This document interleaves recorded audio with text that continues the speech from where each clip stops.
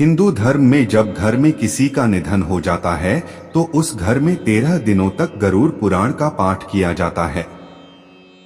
शास्त्रों अनुसार मरने वाले की आत्मा लगभग 13 दिनों तक उसी घर में रहती है। ऐसी स्थिति में घर में गरुड़ पुराण का पाठ करने से मरने वाली आत्मा को शांति मिलती है। गरुड़ पुराण में स्वर्ग, नरक, पाप, पुण्य, नीति, नियम और धर्म से जुड़ी कई बातों का वर्णन है। गरुड़ पुराण में जीवन और मौत का रहस्य छिपा हुआ है। इसमें किसी भी व्यक्ति के मृत्यु के पहले और बाद की स्थिति के बारे में विस्तार से बताया गया है। ओम नमः शिवाय। गरुड़ पुराण अध्याय के 5वें भाग में आपका स्वागत है। गरुड़ पुराण के चौथे भाग में हमने देखा कि आत्मा को यमलोक कैसे ले जाया जाता है। यमलोक पहुंचने से पहले रास्ते में बहुत दर्द और पीड़ा सहने के बाद कारवी अंतिम दर्शन के लिए पहुंचती है, जहां भगवान ब्रह्मा के पुत्र रमन रहते हैं।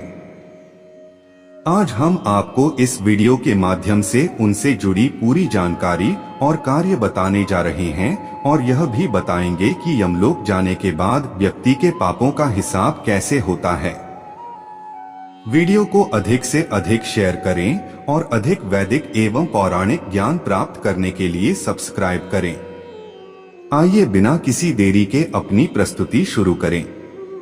आत्मा 16 नक्षत्रों में से अंतिम बहुरंगी शहर में पहुंचती है, जहां का राजा प्रतिहार है, जो भगवान ब्रह्मा का पुत्र है, और श्रवण कहलाता है, जो प्राणियों के शुभ कार्यों पर नजर रखता है।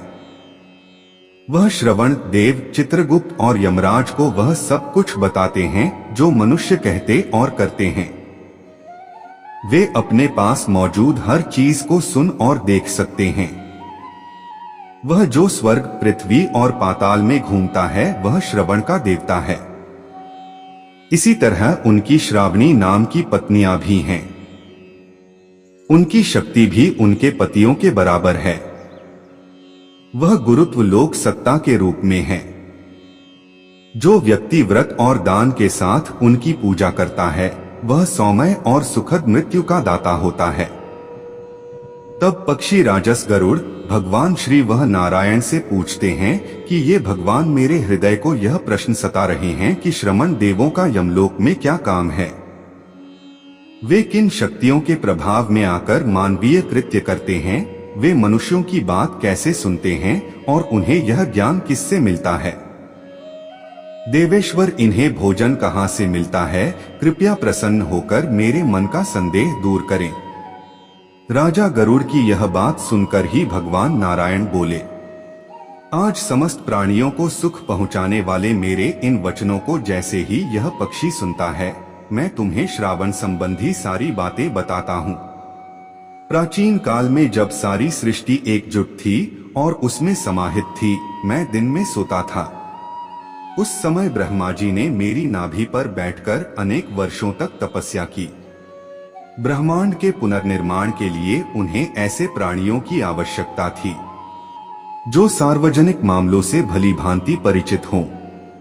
ऐसे में राम जी सभी देवताओं की स्तुति से प्रेरित हुए और उन्होंने अत्यंत तेजस्वी और बड़ी आंखों वाले श्रमण देवों को जन्म दिया।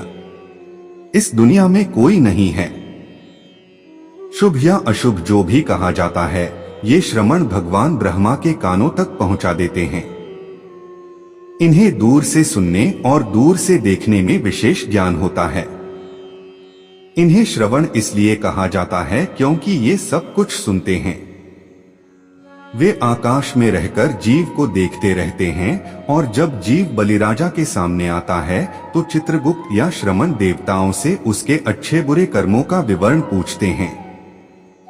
चित्रगुप्त तब धर्मराज को जानवर के कर्मों का लेखा जोखा प्रस्तुत करते हैं और उन्हें बताते हैं कि इस जानवर ने धर्म, अर्थ, काम और मोक्ष के 3 क्षेत्रों में क्या काम किया है। इस पक्षीराज गरुड़ के इस संसार में 4 मार्ग हैं। धर्म, अर्थ, काम और मोक्ष का अर्थ है अच्छे स्वभाव वाला प्राणी।